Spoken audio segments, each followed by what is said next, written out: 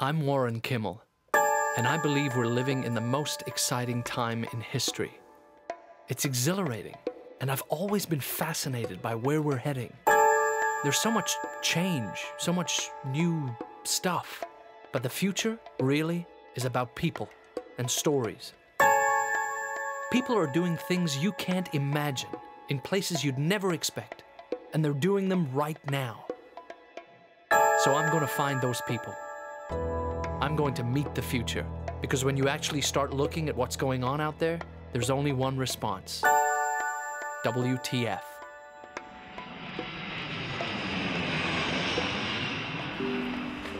I'm standing here in one of the most unique places on Earth. People from everywhere are streaming in every day to become part of a unique social experiment of our age. I love the mixture here, I really do. From that direction, by ship, from that direction by air, and behind me the cars just keep coming. Now this country was built as an experiment in keeping people apart. And there's always this huge disproportion between the haves and the have-nots. But its future lies in its unique ability to bring people together. South Africa is fabulous. It's got its challenges. As you say, people are not necessarily westernizing just because they're modernizing. Exactly. And if the architects of that system could see just how well people are mixing here, what would they say?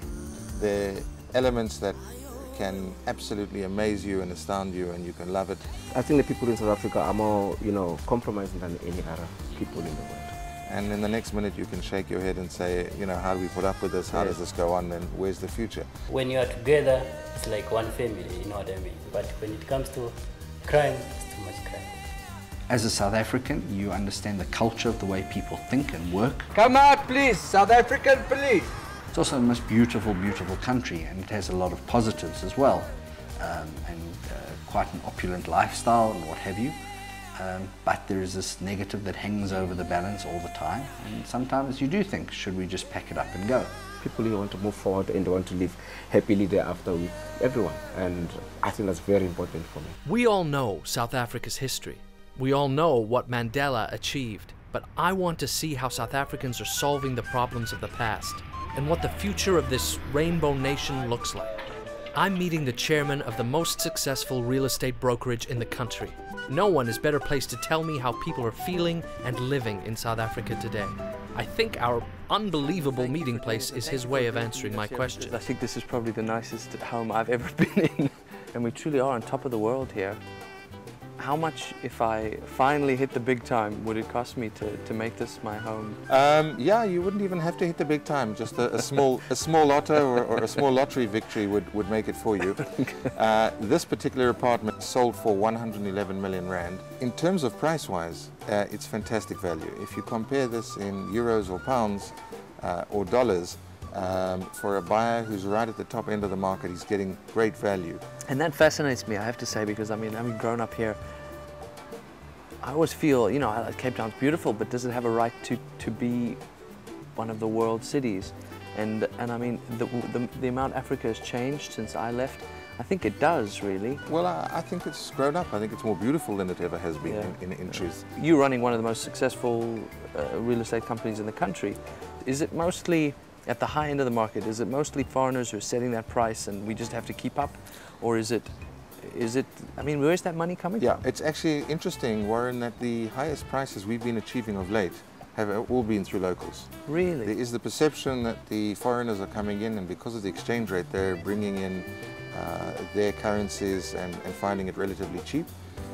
What we've experienced is this and the other right up-end higher properties are all going to South Africans.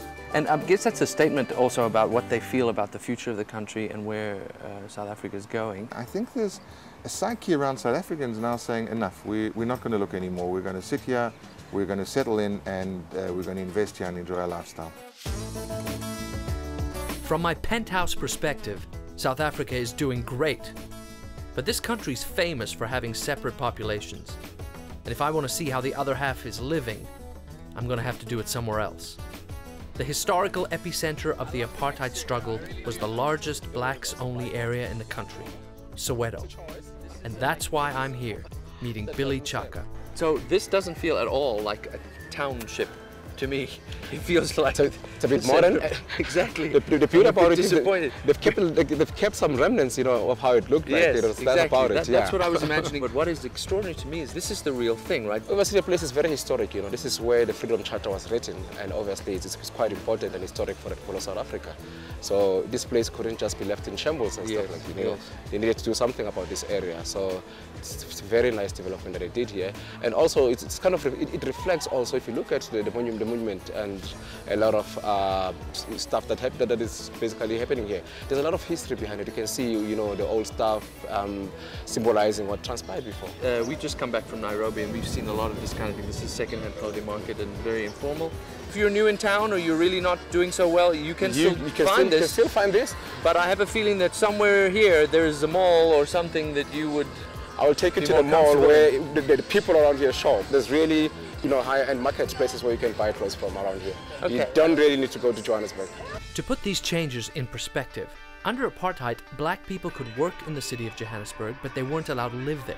Soweto is the township where they were forced to live. At the time, it was the largest slum in Africa and one of the poorest places in the country. Well, I have to say, Billy, this is not at all what I expected. This is a mall on a grand scale. It's got everybody here. Big merchandising going on in the middle, a multiplex over there. It's amazing what this mall has turned Soweto into. You know, it has put Soweto to another level.